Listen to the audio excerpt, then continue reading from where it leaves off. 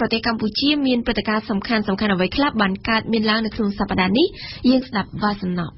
លោកនាយករដ្ឋមន្ត្រីហ៊ុនសែននៅថ្ងៃទី8ខែឧសភាដើមសប្តាហ៍នេះបានបង្ហាញមុខជាសាធារណៈឡើងវិញបន្ទាប់ពីអវត្តមានរយៈពេល3ថ្ងៃពីប្រទេសកម្ពុជាដើម្បីទៅពិនិត្យព្យាបាលជំងឺនៅឯមន្ទីរពេទ្យសុខាបុរីលោកនាយករដ្ឋមន្ត្រីហ៊ុនសែនបានបង្ហាញមុខជាសាធារណៈនៅក្នុងទិវាអបអសាទរខួបលើកទី154ទិវាកាកបាទក្រហមអត្តច័ន្ទក្រហមដែលប្រព្រឹត្តទៅនៅឯទីក្រុងភ្នំពេញសូមបញ្ជាក់ថាកាលពីសប្តាហ៍មុនលោកនាយករដ្ឋមន្ត្រីហ៊ុនសែនបានសម្រេចលុបចោលកម្មវិធីមួយចំនួនដោយសារតែបញ្ហាសុខភាពរបស់លោកកាកបាទក្រហមកម្ពុជាប្រមូលបានថវិកាចំនួន$14.3 លានសហរដ្ឋអាមេរិកតាមរយៈទិវាពិភពលោកកាកបាទក្រហមអត្តច័ន្ទក្រហមខួបលើកទី154នៅក្នុងឱកាសនោះដែរលោកនាយករដ្ឋមន្ត្រីហ៊ុនសែនបានថ្លែងពីសារៈសំខាន់នៃអំណោយសប្បុរសធម៌នេះសម្រាប់ជាប្រតិបត្តិការរបស់ស្ថាប័នកាកបាទក្រហមកម្ពុជាក្នុងការជួយសង្គ្រោះទៅដល់ជនរងគ្រោះដោយគ្រោះធម្មជាតិនិងការជួយរំលែកទុក្ខលំបាករបស់ប្រជាពលរដ្ឋកម្ពុជាគណៈកម្មាធិការជាតិប្រយុទ្ធប្រឆាំងនឹងផលិតផលคล้ายៗរបស់ក្រសួងមហាផ្ទៃបានបង្ក្រាបផលិតផលคล้ายៗជាគ្រឿងសម្អាងសរុបចំនួន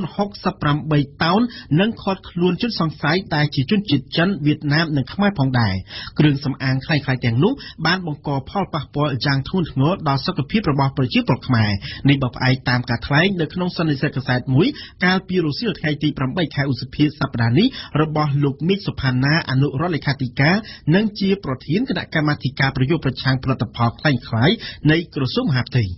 លោកនាងកំពុងស្ដាប់បច្ចុប្បន្នភាពកម្ពុជាក្នុងសប្តាហ៍នេះដែលជាការសរុបព្រឹត្តិការណ៍សំខាន់ៗនៅក្នុងប្រទេសកម្ពុជា RFIពលរដ្ឋកម្ពុជាជាង 2000 នាក់ដែលជាប្រជាពលរដ្ឋមកពីគ្រប់ខេត្តរាជធានីទាំង25បានឡើងមកតវ៉ានៅក្នុងទីក្រុងភ្នំពេញនិងបានដាក់ពាក្យបណ្ដឹងក្រុមហ៊ុន EBC ទៅកាន់តុលាការក្រុងភ្នំពេញពីបទឆោបបោកប្រាក់របស់ពួកគេសរុបជាង$50 លានអាមេរិកការបណ្ដឹងនេះគឺធ្វើឡើងបន្ទាប់ពីក្រុមហ៊ុន EBC បានដើរប្រមូលប្រាក់ពីប្រជាពលរដ្ឋដើម្បីរកស៊ីដាក់ទុនជាមួយគ្នាដើម្បីទទួលបានការប្រាក់ខ្ពស់ប៉ុន្តែក្រោយមកពលរដ្ឋបានអះអាងថាក្រុមហ៊ុននេះបានបោកប្រាស់ពួកគាត់ទៅវិញប្រជាពលរដ្ឋខ្លះបានចាញ់បោកប្រាក់រាប់ម៉ឺន$សហរដ្ឋអាមេរិកនៅថ្ងៃទី9ឧសភាសប្តាហ៍នេះវេទិកាអនាគតបានចេញផ្សាយអត្ថបទវិភាគមួយទាក់ទងទៅនឹងការផ្លាស់ប្ដូរនៃស្ថានភាពសេដ្ឋកិច្ចសង្គមរបស់ម្ចាស់ឆ្នោតមាននិន្នាការ3សំខាន់ដែលអាចនឹងជះឥទ្ធិពលទៅលើអរិយាប័ត្ររបស់អ្នកបាល់ឆ្នោតនៅក្នុងពេលខាងមុខនេះគឺការផ្លាស់ប្ដូរកម្លាំងពលកម្មពីវិស័យកសិកម្មទៅរកការងារដែលផ្ដល់ប្រាក់ខែក្នុងវិស័យឧស្សាហកម្មនិងសេវាកម្មការកើនឡើងនៃប្រាក់ចំណូលក្នុងគ្រួសារនិងការងាកទៅពឹងផ្អែកលើប្រព័ន្ធផ្ដល់ប្រាក់កម្ចីផ្លូវការដូចជាធនាគារឬគ្រឹះស្ថានមីក្រូហិរញ្ញវត្ថុកាន់តែច្រើនឡើងលោកអ៊ូវរ៉ាប្រធានវេទិកាអនាគតបានព្យាករណ៍ថានៅពេលបោះឆ្នោតមូលដ្ឋានខាងមុខនេះអ្នកបោះឆ្នោតនឹងចាប់អារម្មណ៍តែលើគោលនយោបាយណាដែលមានឥទ្ធិពលមកលើសេដ្ឋកិច្ចឯកជន RFIក្រុមអង្គការសង្គមស៊ីវិលដែលធ្វើការងារលើកិច្ចការបោះឆ្នោតនៅកម្ពុជាគ្រោងនឹងតវ៉ាទៅកាន់អាជ្ញាធរទីក្រុងភ្នំពេញនិងគណៈកម្មាធិការជាតិរៀបចំការបោះឆ្នោតហៅកាត់ថាកោជបចំពោះការមិនអនុញ្ញាតឲ្យមានការហែកក្បួនឃោសនាបោះឆ្នោតរបស់គណៈបកនយោបាយតាមកំណត់ផ្លូវនិងតំបន់មួយចំនួនក្នុងរាជធានីភ្នំពេញក្រុមអង្គការសង្គមស៊ីវិលចំនួន20នៃបន្ទប់ស្ថានភាពសម្រាប់ការបោះឆ្នោតឆ្នាំ2017បានចេញសេចក្តីថ្លែងការណ៍រួមគ្នាមួយកាលពីថ្ងៃទី9ឧសភាដោយបានហៅបំរាមនេះក្រោមហេតុផលកុសចរាចរណ៍នោះគឺមិនត្រឹមត្រូវនិងមិនសមហេតុសមផលនោះឡើយនិយាយពីតុលាការខ្មែរក្រហមនៅក្នុងសប្តាហ៍នេះវិញសហចៅក្រមស៊ើបអង្កេតនៃតុលាការកូនកាត់មួយនេះកាលពីថ្ងៃទី8ឧសភាបានចេញសេចក្តីថ្លែងការណ៍មួយដើម្បីបំភ្លឺបន្ថែមលើអត្ថបទចុះផ្សាយរបស់កាសែតភ្នំពេញប៉ុស្តិ៍ថាសហចៅក្រមស៊ើបអង្កេតនៃសាលាក្តីខ្មែរក្រហមកំពុងតែព្រួយបារម្ភយ៉ាងខ្លាំងអំពីស្ថានភាពថវិការបស់សាលាក្តីនេះនិងផលប៉ះពាល់នៃស្ថានភាពថវិកានេះចំពោះអនាគតនៃសំណុំរឿង003ដែលកំពុងស្ថិតនៅក្នុងដំណាក់កាលនៃការស៊ើបអង្កេតនៅឡើយសហគមន៍ក្រមស៊ើបអង្កេតបានថ្លែងនៅក្នុងសេចក្តីថ្លែងការណ៍នោះថាករណីនេះគឺជារឿងសម្ងាត់របស់សាលាក្តីខ្មែរក្រហម RFI រឿងគួររំថត់របស់ប្រទេសកម្ពុជានិងប្រជាពលរដ្ឋនៅក្នុងសប្តាហ៍នេះគឺកងទ័ពមួកខៀវកម្ពុជាចំនួន4រូបបានពាក់លីនៅក្នុងប្រទេសអាហ្វ្រិកកណ្ដាលបន្ទាប់ពីមានការពួនស្ទាក់វាយប្រហារពីពួកឧទាមនៅក្នុងសាធារណរដ្ឋអាហ្វ្រិកកណ្ដាលហើយការនេះបានបណ្ដាលឲ្យទាហានមួកខៀវរបស់ប្រទេសកម្ពុជាចំនួន4រូបបានទទួលមរណភាពនិង1នាក់បានរងរបួសយើងស្ដាប់សេចក្តីរាយការណ៍របស់ញឹមសុផលដែលជាការចាក់ផ្សាយឡើងវិញអ្នកនាំពាក្យក្រសួងការពារជាតិកម្ពុជានៅថ្ងៃពុធទី10ឧសភានេះបានបញ្ជាក់ជាសាធារណៈថាកងកម្លាំងមួកខៀវកម្ពុជាដែលកំពុងបំពេញបេសកកម្មមនុស្សធម៌អន្តរជាតិក្រោមឆ័ត្រអង្គការសហប្រជាជាតិនៅសាធារណរដ្ឋអាហ្វ្រិកកណ្ដាលសរុបចំនួន4នាក់ត្រូវបានស្លាប់ជាមួយគ្នានេះលោកឧត្តមសេនីយ៍ឯកសែមសវណ្ណីអគ្គនាយកនៃមជ្ឈមណ្ឌលជាតិកងកម្លាំងរក្សាសន្តិភាពនិងបោសសម្អាតកាកសំណល់សង្គ្រាមបានថ្លែងប្រាប់វិទ្យុបារាំង AFP ថាយ៉ាងហោចណាស់ក៏ត្រូវប្រើពេល2សប្តាហ៍ដែរក្នុងការដឹកជញ្ជូនសពយុទ្ធជនមួកខៀវទាំង4មកដល់ប្រទេសកម្ពុជាក្នុងនោះមានការសម្អាតរបស់ពេទ្យឆ្លងកាត់កោសលវិច័យនិងការគោរពវិញ្ញាណក្ខន្ធដែលរៀបចំឡើងដោយអង្គការសហប្រជាជាតិនិងមានការចូលរួមពីកងកម្លាំងមួកខៀវចម្រុះ40ជាតិសាសន៍កំពុងបំពេញបេសកកម្មនៅអាហ្វ្រិកកណ្ដាលសូមរំលឹកថាកាលពីយប់ថ្ងៃទី8ខែឧសភា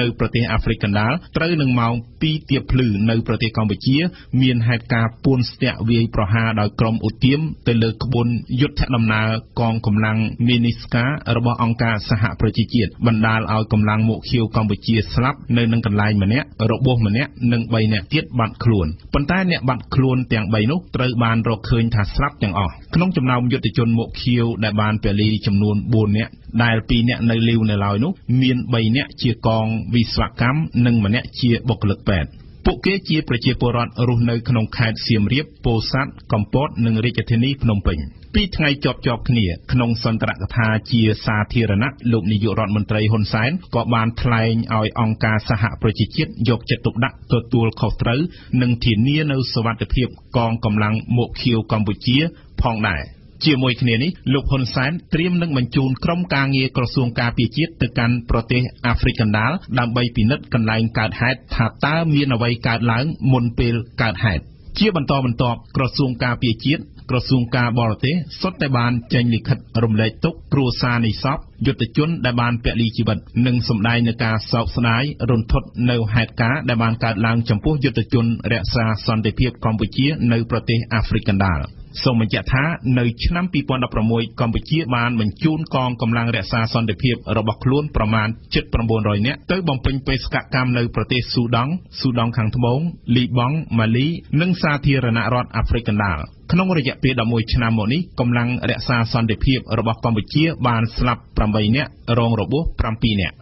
សូមបញ្ជាក់ថាបន្ទាប់ពីមានការវាយប្រហារទៅលើកងកម្លាំងរក្សាសន្តិភាពនៅសាធារណរដ្ឋអាហ្វ្រិកកណ្ដាលដែលបានបណ្ដាលឲ្យកងទ័ពមួកខៀវកម្ពុជា4នាក់បានពលីជីវិតនោះអគ្គលេខាធិការអង្គការសហប្រជាជាតិលោកអង់តូនីញ៉ូកូតេរ៉េសក៏បានចេញសេចក្តីថ្លែងការណ៍ថ្កោលទោសចំពោះការវាយប្រហារនេះដែរក្រៅពីនេះស្ថានទូតបារាំងប្រចាំនៅទីក្រុងភ្នំពេញក៏បានចូលរួមសម្ដែងមរណទុក្ខចំពោះក្រុមគ្រួសារសពនិងរាជរដ្ឋាភិបាលកម្ពុជាបន្ទាប់ពីមានការវាយប្រហារកាលពីថ្ងៃទី8ខែឧសភានៅឯសាធារណរដ្ឋអាហ្វ្រិកកណ្ដាលដែលបណ្ដាលឲ្យទាហានមួកខៀវកម្ពុជា4នាក់បានបាត់បង់ជីវិតស្ថានទូតបារាំងប្រចាំនៅទីក្រុងភ្នំពេញក៏បានស្នើឲ្យមានការស្វែងរកអ្នកទទួលខុសត្រូវចំពោះការវាយប្រហារនេះដើម្បីនាំខ្លួនពួកគេទៅកាត់ទោសតាមច្បាប់ចំណែកឯកម្មវិធីអភិវឌ្ឍរបស់អង្គការសហប្រជាជាតិ UNDP ក៏បានចូលរួមរំលែកទុក្ខចំពោះមរណភាពរបស់ទាហានមួកខៀវកម្ពុជាទាំង4រូបផងដែរ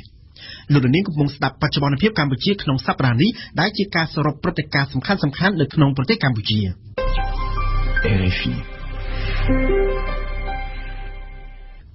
តំណាងរាជគណៈបក្សសង្គ្រោះជាតិបានស្នើឲ្យក្រសួងការបរទេសកម្ពុជាអន្តរាគមន៍ដល់ពលករខ្មែរដែលកំពុងតែបម្រើការងារនៅក្នុងប្រទេសថៃឲ្យបានចូលរួមបោះឆ្នោតក្រុមប្រឹក្សាឃុំសង្កាត់នាថ្ងៃទី4ខែមិថុនាខាងមុខនេះបើយោងតាមលិខិតរបស់ក្រុមអ្នកតំណាងរាជគណៈបក្សប្រឆាំងដែលត្រូវបានប្រធានរដ្ឋសភាលោកខេងសំរិនបញ្ជូនទៅកាន់រដ្ឋមន្ត្រីក្រសួងការបរទេសកម្ពុជាកាលពីថ្ងៃទី8ឧសភាសូមបញ្ជាក់ថាតាមតួលេខចុងក្រោយរបស់ក្រសួងការងារកម្ពុជាបង្ហាញថាមានពលករខ្មែរយ៉ាងហោចណាស់ក៏ 1,600,000 នាក់កំពុងតែធ្វើការងារនៅឯប្រទេសថៃចាប់ពីថ្ងៃទី10ដល់ថ្ងៃទី12ខែឧសភានេះកម្ពុជាបានធ្វើជាម្ចាស់ផ្ទះរៀបចំវេទិកាសេដ្ឋកិច្ចពិភពលោកស្ដីពីអាស៊ាននេះគឺជាលើកទី1ហើយសម្រាប់កម្ពុជាដែលបានរៀបចំវេទិកានេះប្រធានគណៈកម្មាធិការរៀបចំវេទិកាសេដ្ឋកិច្ចពិភពលោកស្ដីពីអាស៊ានបានលើកឡើងថាវេទិកានេះគឺជាឱកាសមាសដ៏មានតម្លៃសម្រាប់កម្ពុជាក្នុងការបង្ហាញខ្លួននៅលើឆាកអន្តរជាតិយើងស្ដាប់សេចក្តីរាយការណ៍របស់សឿងភិរៈដែលជាការចាប់ផ្សាយឡើងវិញវេទិកាសេដ្ឋកិច្ចពិភពលោកស្ដីពីអាស៊ានឆ្នាំ2017ក្រោមប្រធានបទយុវជនបច្ចេកវិទ្យានិងកំណើននឹងមានការចូលរួមពីមនុស្សច្រើនជាង700នាក់មកពី40ប្រទេសលើពិភពលោកបុគ្គលសំខាន់ដែលនឹងចូលរួមក្នុងវេទិកានេះរួមមានលោកហ៊ុនសែននាយករដ្ឋមន្ត្រីកម្ពុជាលោកថោងលួងស៊ីសូលីតនាយករដ្ឋមន្ត្រីឡាវលោករ៉ូទ្រីហ្គោឌុយតេតេប្រធានាធិបតីហ្វីលីពីននិងលោកវៀនស៊ុនហ្វុកនាយករដ្ឋមន្ត្រីវៀតណាមក្រៅពីនេះក៏មានម្ចាស់ក្រុមហ៊ុនមកពី15វិស័យចូលរួមដែរវេទិកាដែលធ្វើឡើងរយៈពេល3ថ្ងៃនៅទីក្រុងភ្នំពេញនៅឆ្នាំ2017នេះគឺចំពេលដែលសមាគមអាស៊ានប្រារព្ធខួបទី50ឆ្នាំហើយក៏ជាពេលល្អបំផុតដែលអាស៊ានត្រូវក្រឡេកមើលពីស្នាដៃរបស់ខ្លួនកន្លងមកនិងបង្កើតគំនិតថ្មីដើម្បីនាំយកអាស៊ានឆ្ពោះទៅកាន់អនាគតនេះបើតាមការលើកឡើងរបស់លោក Justin Wood ប្រធានប្រចាំតំបន់អាស៊ីប៉ាស៊ីហ្វិកនិងជាសមាជិកគណៈកម្មការប្រតិបត្តិនៃវេទិកាសេដ្ឋកិច្ចពិភពលោកកាលពីពេលថ្មីនេះលោកស៊ុនចន្ទថលក្នុងតួនាទីជាប្រធានគណៈកម្មាធិការរៀបចំវេទិកាសេដ្ឋកិច្ចពិភពលោកស្ដីពីអាស៊ានលើកឡើងថានេះជាឱកាសមាសដ៏មានតម្លៃសម្រាប់កម្ពុជាក្នុងការបង្ហាញខ្លួននៅលើឆាកអន្តរជាតិហើយក៏ជាវេទិកាមួយអាចទាក់ទាញវិនិយោគិនបរទេសជាច្រើនបន្ថែមទៀតមកវិនិយោគនៅកម្ពុជាផងដែរលោកស៊ុនចន្ទថលកាលពីថ្ងៃទី8ឧសភាបានលើកឡើងថាកម្ពុជាមានកិត្តិយសនិងកិត្យានុភាពដែលត្រូវបានជ្រើសរើសឲ្យធ្វើជាម្ចាស់ផ្ទះក្នុងការរៀបចំវេទិកាសេដ្ឋកិច្ចពិភពលោកនិងបានឆ្លុះបញ្ចាំងអំពីការរីកចម្រើនរបស់កម្ពុជាដែលបានធ្វើជាម្ចាស់ផ្ទះសម្រាប់ព្រឹត្តិការណ៍សកលមួយនេះបាទតាមសេចក្តីសង្ខេបព័ត៌មានឲ្យដឹងថាកម្មវិធីសំខាន់ក្នុងវេទិការួមមានការជជែកគ្នាលើសសរស្តម្ភចំនួន3ដែលមានដូចជាអាស៊ាននៅក្នុងបរិបទថ្មីនៃពិភពលោកអាស៊ាននឹងការភ្ជាប់ទំនាក់ទំនងនិងអាស៊ាននឹងយុវជននៅក្នុងវេទិកាសេដ្ឋកិច្ចពិភពលោកស្ដីពីអាស៊ានក៏មានវេទិកាមួយទៀតដែលនឹងជជែកពីបញ្ហាសន្តិសុខស្បៀងដែលមានដឹកនាំសំខាន់ប្រមាណ120នាក់ពីសមាគមអាស៊ានពិភពលោកវិស័យឯកជនសង្គមស៊ីវិលនិងដំណើរកសិករស្វែងរកដំណោះស្រាយនិងចាត់វិធានការជួយពង្រឹងរួមទាំងរក្សាស្ថិរភាពនៃប្រព័ន្ធស្បៀងអាហារលោកនាងកំពុងស្ដាប់បច្ចុប្បន្នភាពកម្ពុជាក្នុងសប្តាហ៍នេះដែលជាការសរុបព្រឹត្តិការណ៍សំខាន់ៗនៅក្នុងប្រទេសកម្ពុជា RFIអ្នកនាំពាក្យបន្ទប់ស្ថានភាពសម្រាប់ការបោះឆ្នោតបានលើកឡើងពីក្តីព្រួយបារម្ភរបស់ខ្លួនចំពោះភាពមិនត្រឹមត្រូវនៃការបោះឆ្នោតក្រុមប្រឹក្សាឃុំសង្កាត់ដែលប្រព្រឹត្តទៅនៅថ្ងៃទី4ខែមិថុនាខាងមុខនេះបន្ទាប់ពីគូជបបានទទួលស្គាល់ថាទឹកថ្នាំពណ៌ខ្មៅជ្រលក់ដៃដែលបញ្ជាចេញមកពីប្រទេសឥណ្ឌាលុបជ្រះប៉ុន្តែយ៉ាងណាក៏ដោយមន្ត្រីសង្គមស៊ីវិលបានកោតសរសើរពីភាពក្លាហានរបស់គូជបក្នុងការបង្ហាញពីលទ្ធផលនេះខណៈដែលមន្ត្រីគណៈបកប្រឆាំងបានអះអាងថាគេមិនអាចឈ្មោះទៅមុខបានទេបើទឹកថ្នាំពណ៌ខ្មៅលុបជ្រះនោះយ៉ាងណាក៏ដោយអ្នកនាំពាក្យគណៈកម្មាធិការជាតិរៀបចំការបោះឆ្នោតលោកហងពុធាបានបញ្ជាក់ថាគោលជបនៅមាននីតិវិធីជាច្រើនទៀតដើម្បីធានាឲ្យការបោះឆ្នោតនាពេលខាងមុខនេះប្រព្រឹត្តទៅក្នុងភាពសេរីត្រឹមត្រូវនិងយុត្តិធម៌និងបញ្ជាក់ថាអ្នកបោះឆ្នោតអាចបោះឆ្នោតបានតែម្ដងប៉ុណ្ណោះក្រៅពីនេះលោកហងពុធាបានបញ្ជាក់ដែរថាគោលជបគ្រងនឹងកោះប្រជុំអ្នកពាក់ព័ន្ធនៅពេលខាងមុខនេះដើម្បីជំរះមន្ទិលសង្ស័យលើបញ្ហាទឹកខ្មៅលុបជ្រះនេះលោកនាងកំពុងស្ដាប់បច្ចុប្បន្នភាពកម្ពុជាក្នុងសប្តាហ៍នេះដែលជាការសរុបព្រឹត្តិការណ៍សំខាន់ៗនៅក្នុងប្រទេសកម្ពុជា RFI